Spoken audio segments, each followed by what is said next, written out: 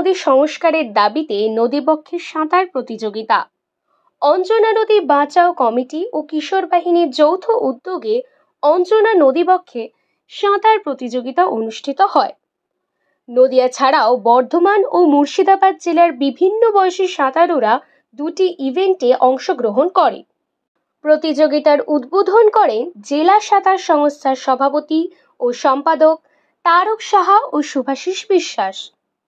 উপস্থিত ছিলেন জলঙ্গি নদী সমাজের আহ্বায়ক কৌশিক সরকার এবং অঞ্জনা মৎস্যজীবী সমবায় সমিতির সভাপতি বিশ্বজিৎ বিশ্বাস প্রমুখ।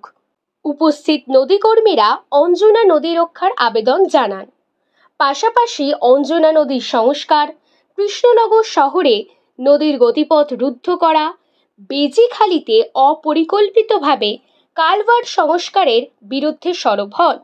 নদীকে কেন্দ্র করে প্রমোটার রাজের ক্ষেত্রে সরকারি উদাসীনতার কথাও উঠে আসে।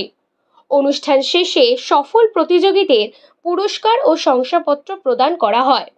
সমগ্র অনুষ্ঠানটি পরিচালনা করেন অঞ্জনা নদী বাঁচাও কমিটির আহ্বায়ক আমির চাঁদ শেখ।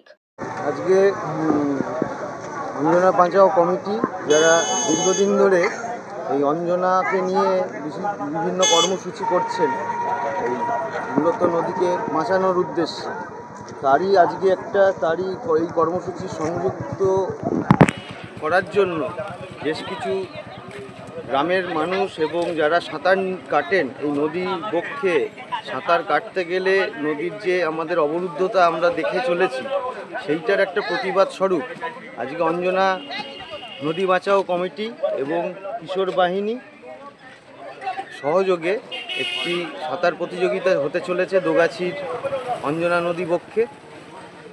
সেইখানে জলঙ্গি নদী সমাজের একজন প্রতিনিধি হিসাবে আমি উপস্থিত হয়েছি তাদের সহযোগিতা করার জন্য।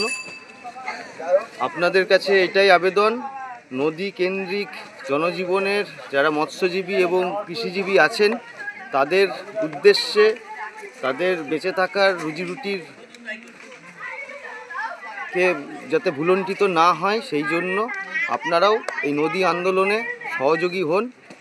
অঞ্জনা বাঁচাও কমিটি এবং জলঙ্গি নদী সমাজের সহযোগী হন। আগামী দিন একত্রে যাতে আমরা পথ চলতে পারি।